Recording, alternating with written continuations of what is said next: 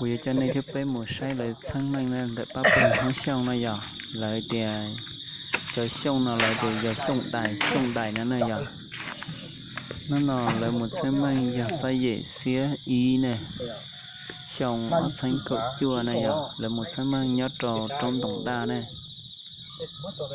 tới chờ trốn tổng đa nó cùi lọt bia mình chỉ cần bùa lọt sau tàu bay ít cho nên sự kiện này cha sau đó tàu say tàu bao thì đòn nọ tàu bao thì mình dùng để chạm một lọ này giờ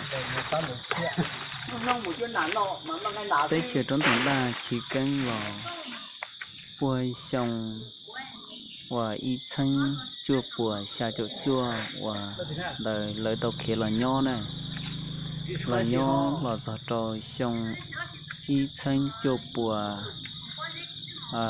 chua chầu chua lấy thiên lịch kia là một trò tới trời là lịch đây này nhỏ lấy kia là một nho trò tới trời là lịch đây ta chỉ nó tới xong bên đồng này luôn thì nó ta nó rồi đồng rồi xong lô chủ luật thời ta này nhỏ giờ nó chỉ hạt sử dụng ta li sau đây tôi một sai là chủ bỏ hay thì hay rong hay chua là xí chủ cho là tên lẩu cho quả chế lẩu thế nhớ lại thế này nhỏ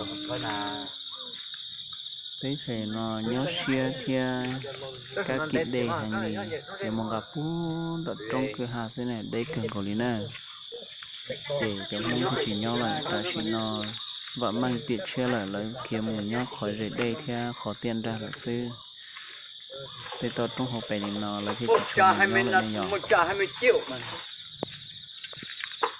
rưỡi đó nè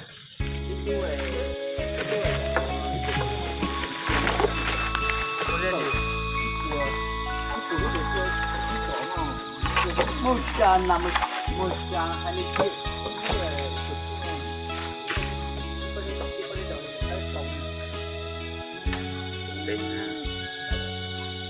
lúc của chị cũng biết rằng là cái đó ông cái đó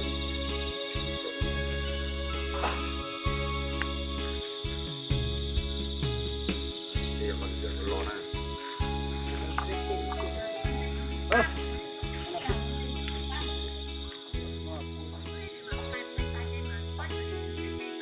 nhưng mà cái này sao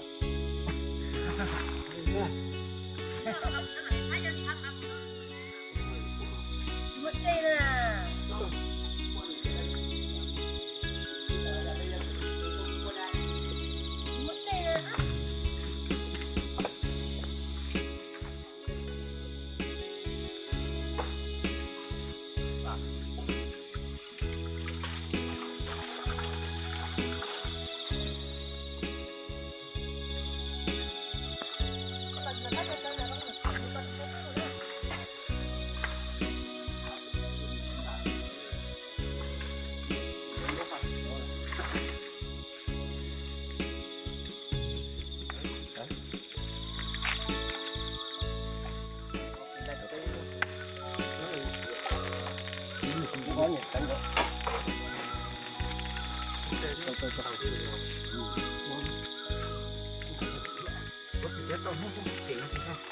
có cái cũng nhiên chỉ số rồi tàu chỉ số rồi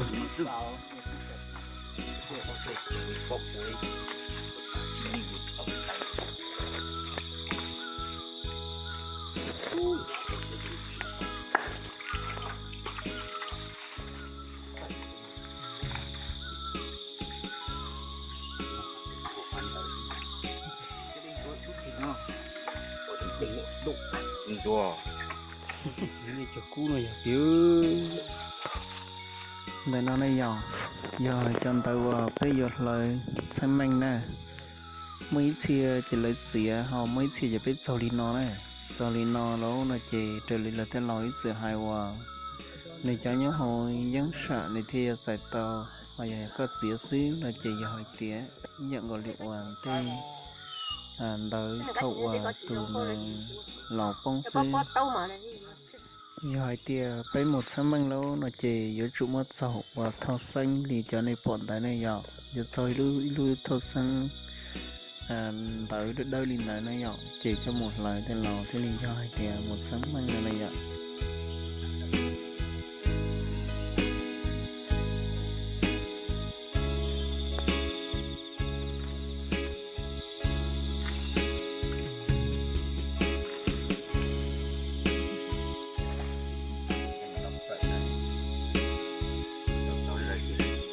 nếu mà có thể con gì không đi này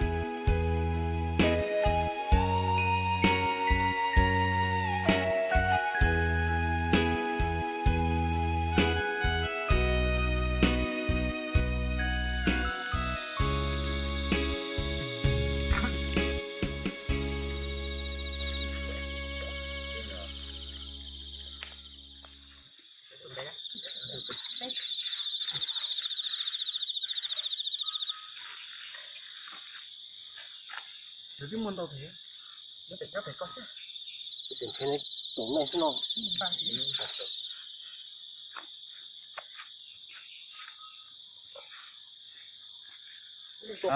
chỉ ăn không là ăn tôi xem mang tết xem mang mà cô chú cô tuần thọ có lột xem mang mà có sẽ lò lò lần như sẽ lò lần như lần kia rồi có mình không cái cha phong không cái chỉ mình không cái cho một năm một hậu một liệt trên tạ tàu một tây trên tạ tàu nhỏ có lần như lần kia tạ nó có sai sự của tôi của này tôi tin nhiều cứ tất cả trong là trong ở nó cứ tất cả hạt trong ở không một chỉ chân chỉ cha một ô lúa chẳng ô lúa chẳng sừng tây ô lúa chẳng sừng sâu một lông mòn tua mà chẳng lại lúa tây chẳng lúa chả mà sao xếp bể một món tiền lại lúa tên tiền lại lúa chả mà của tôi nhỏ chẳng hậu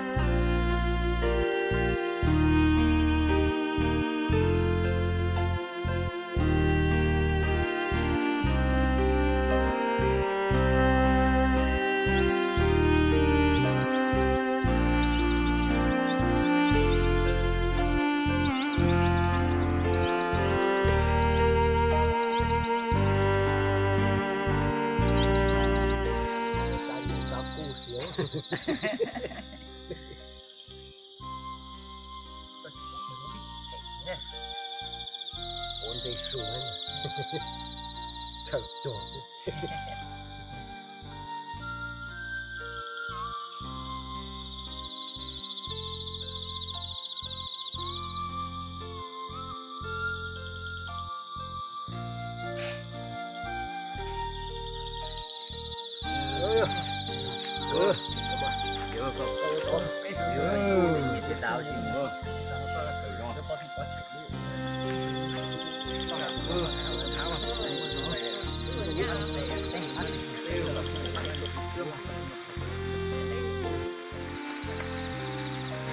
sẽ có cái thằng cái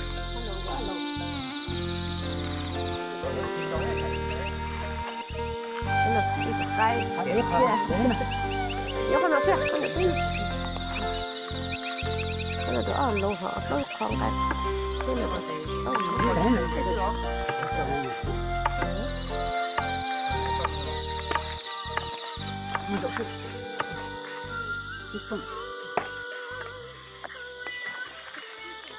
Kan ada yang pun aja. Apa ni? Ada buku. Nak cái gì, nak cái gì? Tôi cái lộc.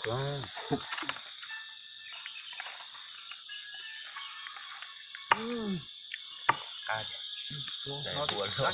Dạ, cá kìa hả? Cá kìa. Cá đấy. Cá là mà. Cắt chia cắt chia cắt được giá này cắt chia á cắt Cá nó rồi. Lúc mà cá cần rác tôi chia vậy.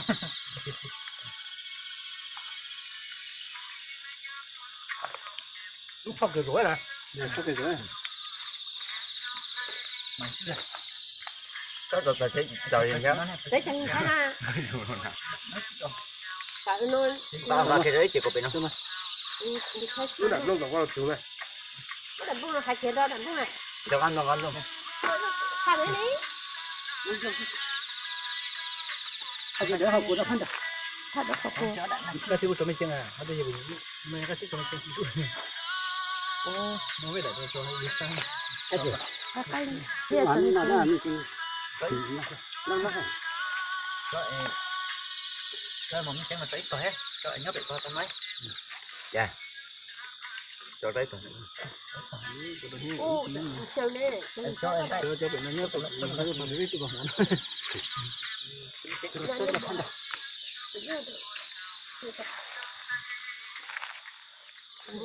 Lúc có luôn hả? u chỉ có lúc có lúc tôi luôn tôi nhiều lúc rồi Đúng rồi. Tôi mà nó tôi. Nên nhớ tôi trốn rủ. có bỏ mày có khủng của mày á chẳng hạn gì cả đã làm là muốn nhớ đi à anh nhớ hậu cho cô này Vô cua. điện nó Cái này thích chuột đấy. Nó xỉn mà. Cho trốn này. Ui. Chỗ hồ tục hồ kia nó. Rồi. cho nói là Dạ mà. Ê, bữa nay. Đúng rồi. Thế tôi rồi rồi xong mang chị. Thế hộp lâu kho bé hộp lâu kho gì rồi á. đấy chỉ đây là người cả chỉ đó một chút cái nó phải hay Chấm mang nổi. không mình phải Mà kìa. Năng ơi. Nè. Rồi giờ là hồi ít kho. Có này rồi đi. nếu còn đây luôn giờ bên trường cái này Cho bé đi cho mấy nào. Nó nặng cho. Mình chừng hó. Tao mà có sừng tao bé cho nó đại ra xuống đi. Sừng tao ấy cho hơi nữa nào. Cho cho đi cho hơi nào. Nó cho hả? Không kịp rồi nè.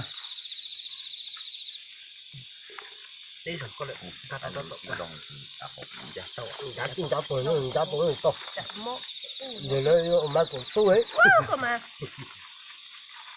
chi chiếc tay là chi không cái chiếc tay là chi nhân là thế chiếc tay nhân là chi cái nhân là chi lòng không tốt đấy cho nó ôi giờ nó cột chỗ chứ cột chỗ giờ có chỗ gì bây giờ đâu có đâu bây giờ ngon ngon có chúng ta sang đến một ôi giờ lên mà hay cho nó đâu có sao chân hay nó giờ có chỗ gì bây giờ có chỗ gì không cái căn chế hộp có chỗ giờ nó mà gì cái cặp tập tại cái gì cuốn cái rất là nhiều cuốn gì nó chạy cái thời tiết la lại có gì chỗ họ cả nó phải cho lại nó bảo rồi thấy chưa là rồi rồi mình chơi show có gì lo lại tôi còn lo này lắm nè giờ có một nó mà lúc có phá nó lúc ở đất luôn luôn là tắt kìa mà lúc có con chè mà can đã cho biết là nhân ta thấy chưa là chưa bây giờ cái chân khơi đâu rồi chưa muốn bỏ đến nó mà lúc tao mà không phải đến nó luôn nè luôn nào rồi nó có tàu mà các tụi cô tàu mà các tàu sao tàu thế chứ có tàu ngã lúc thì tụi con hay tàu nó chỉ nhỏ gái cả con tàu sao tàu mà tàu ngã nó chừng tàu rồi tao một tàu ăn thôi là nhưng mà vô ta có hai mà vô vậy tuyết được cho trầu cho tuyết được cho kho là hết to bây giờ gì nó hết là tao này nào cho nó ăn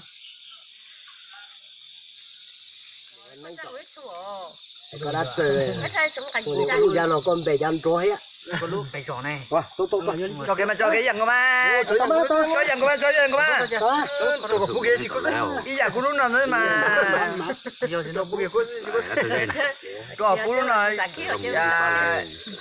chỉ luôn mà chỉ bảy chỉ đó là hậu chiếu chỉ thái hồi gia dân ta là này chỉ có sẽ lần tập ít tao tao này hậu tàn thì cho tùy đó mà bên thời giờ là hậu có mù lò con nè bên thời giờ là hậu giờ là mất sao có tao thời giờ là hậu ở đây tính là có là dốc khóc quá cái nó căng của tôi quá tôi nó đắt ui giờ cũng tôi phải mất ít là phải nó nói tôi nói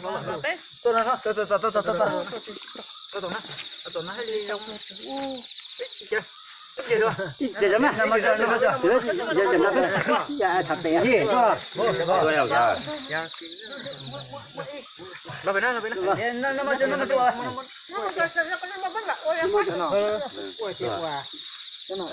mấy con là tuổi lúc nào là từ lúc nó làm gì cái từ giờ xua lúc nào mà có hồ giờ xua rồi lúc nào giờ xua nó mà tôi nào hậu quả lúc nào lúc đại nên tôi lên sao mà sống được cái là gì đó cái tròn tôi vậy này tôi tròn tôi mà nó tôi là cái gì rồi cái cái cả cái phải hò cái này dạ tao tự nhiên thành được kia cái lành xe là được đó sao mà phải nói chuyện đó nói đâu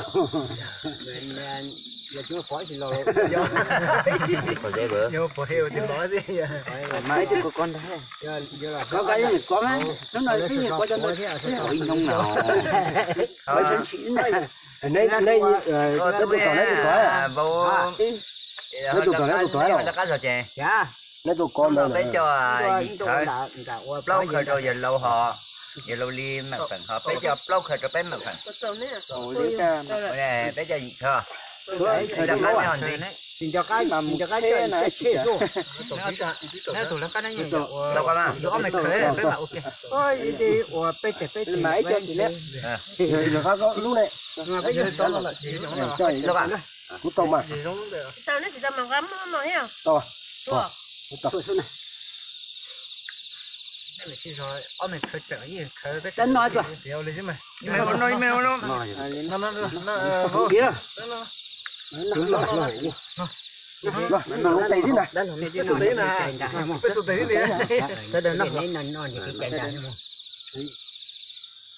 đã mấy con sao này chứ đây nó dùng cái sợi nên chỉ là những người cha chưa mua gì rất mà lắm mà gì cha nó về nếu tụi cái in cửa này một cái máy ít tù thôi dùng mua thì dùng cái tôi trộn mua lấy nó họ chỉ mua xin cái ở đây để xem tự nhiên phải tôi lấy qua cái đó thì có nên gì qua không có uống cũng mua vậy uống mua thầy của hai giờ thì bảo con bây giờ này bây giờ sẽ bây cành so bây giờ tuôn chua cho nên cành này tuôn chua này cho nên còn tôi đã tuôn chua này gì lại nói chưa muốn đã lại biết đây mày cho tập lớp mà đấy mà đã bắt đầu rồi cái này là cái gì tính nói nó rồi gì nó đây mày cho như mình nói không nói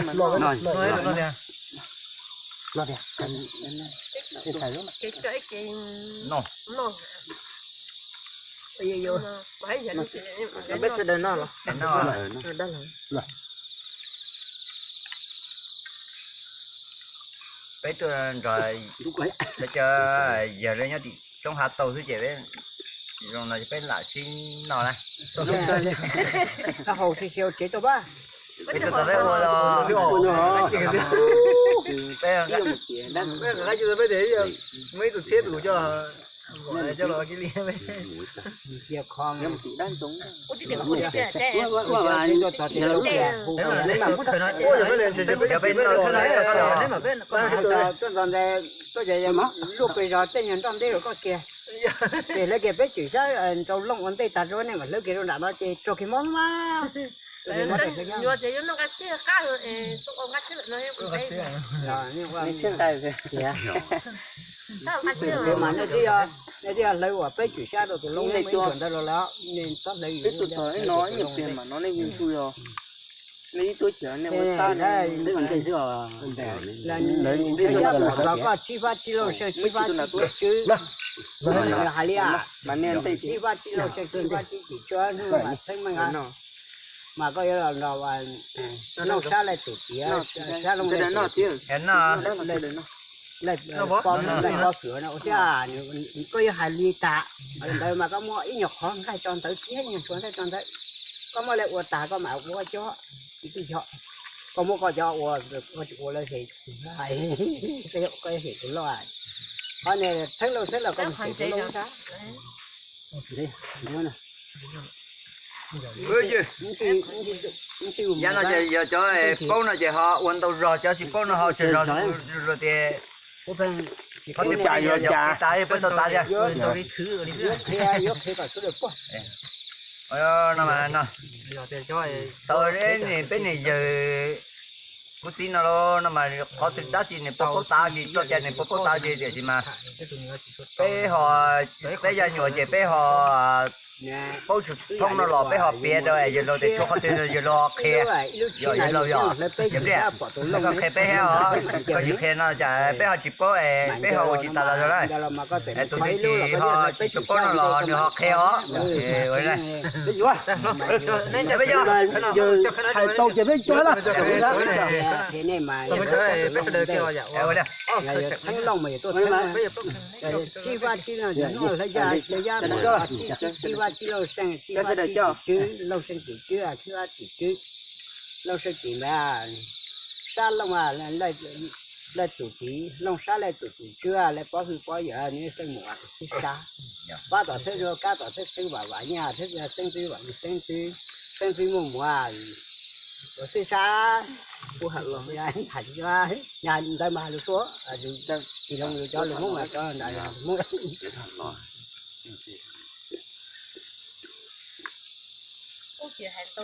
bây giờ bờ nó hành tàu gì bờ mà cái gì luôn cái nó mà đây cho lồng lên bố mà này hay bây giờ bên chụp bố cái bố nó giờ họ chú bán xem lòng ấy họ cởi à em nó là gì đi họ khe cho bé chụp bố đấy bây giờ nó mà này bố à để ở dưới mình chạy luôn là dưới một bé chỉ mà bé sẽ đến nó một bé là ta chơi cỏ mà có lên chơi cho nó giống chỉ cho mà có một số mắt lông là cắt đâu khiến này tốt chứ nè tốt chứ trong này giảm thôi giờ hiện tại muốn năm này muốn gì khác cái rất rất là tốt đó chỉ mặc cái đó chiếu họ và cho này nó mặc cái chân tự rồi sao tao biết cho biết khen cắt biết chưa rồi chưa cái đó là mình biết chưa là đây cái này chưa đây rồi chị hành nó sẽ trồng khó rồi tôi Là bây giờ cái nói thì nó sẽ mà. Tôi trông chờ hay nó tôi tấu tầm nó giả là phải đâu chứ đấy. Nó đều có trâu con rồi. Mới đặt rồi nè. Được chưa? Rồi, được chưa? Đây ở đây chụp chưa? Em mới sẽ đem mới lúc đó là nhưng mà bây giờ chỉ phỏng rồi đây. Được chưa? nó mà nếu có chúng mới chơi sọc mà và tụ qua tụ ôm nó là gì mày qua cái tụ cành nó họ ôm cành Em rồi nha. đi mà tụ mua Bây giờ rồi bé mà cho. bây giờ là mình đi bắt tụ Đầu tụ đó là cho hay nhiều nó ta nha. Yeah, cho bố sân chưa? giờ là mình đi bắt tụ trong ngoài giả thì chỉ cho thấy nó là ta sẽ ít trong sẽ giả tiêu hơn giả thấy bắt tụ gì mỗi giả tục giả tục vừa lấy rồi nó nó ta chỉ vừa nó họ này họจะlấy chỉ có thủy tôiจะchia đấy nó đã rồi và một anh đấy này Đã nói rồi nó. nó Chỉ nó. Nhìn nó nó khi đó từ cho nó chọn tới xí đi tan tới yếu nó đã cái ôi còn đã hụt toàn ăn chỗ đi cái mông cá chính chỗ cái đa hoạt Phải thì nó phải ăn chỗ phải thì nó đấy chúng cái lấy cho chắc Bây giờ lên thế nào? lấy cho ta cứ lấy cho một đa phải Họ tự ngon nè. thì nó này. Bây giờ cho hai tiền. Hai tiền nấy rồi là bên một tấn kia kia mà. Ui dồi, lọt đầu tóc tay mà. Kịp tay mà. Nào bây giờ thì chưa. Bây giờ chỉ cho tôi lần này với trong gia dù lục cũng nhiều rồi thế. Chứ không một cái con sòn nó bên số nó chạy chỉ cú tỏi chỉ mới được cân nữa. Chỉ mà chỉ ăn chẳng thấy chỉ vừa ấy mà cho xe. Giờ Chẳng mới là chẳng thấy. giờ bây giờ chẳng này cho buồn tao này. Rồi là nó to chơi đủ rồi. Bây giờ gặp bà chọi gì, bây giờ nó chơi chỉ cho bà. chúng nó co Mà chúng nó co cửa nó cái là có kể tôi hết quán là nó là còn nó quay xuống ui Là còn học cô chưa. Dạ. nó trộn là chơi Rồi. nè tôi nó nè cũng nó Ôi cả lư. Ôi trời. Nếu tôi là còn học cô chưa.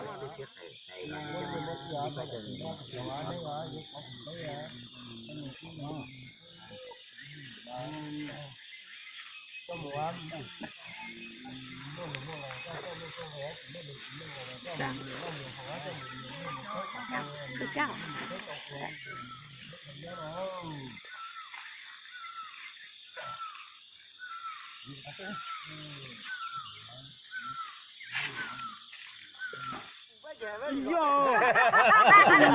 Chỉ phụ bảo những hồi đó nên đã nó chỉ tua ra. bây tuổi tao tôi lên nhóc về bây giờ Bây giờ nó là sinh ý nhân đã đấy.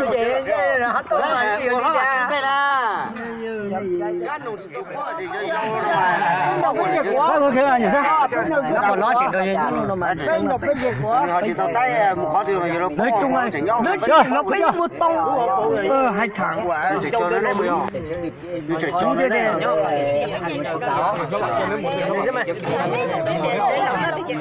Thì bọn nó thì nhốt đấy, bọn nó sống nhốt kìa. Mà mà chỉ nhớ nó chỉ mà dùng chụp con đi cái trường thì lúc cháy nó rồi lúc ấy cha sinh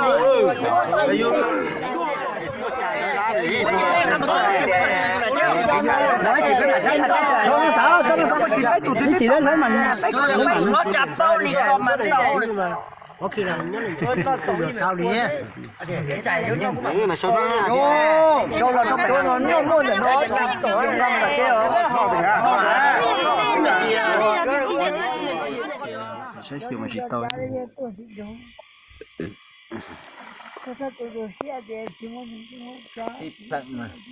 có từ xí tôm tới chưa.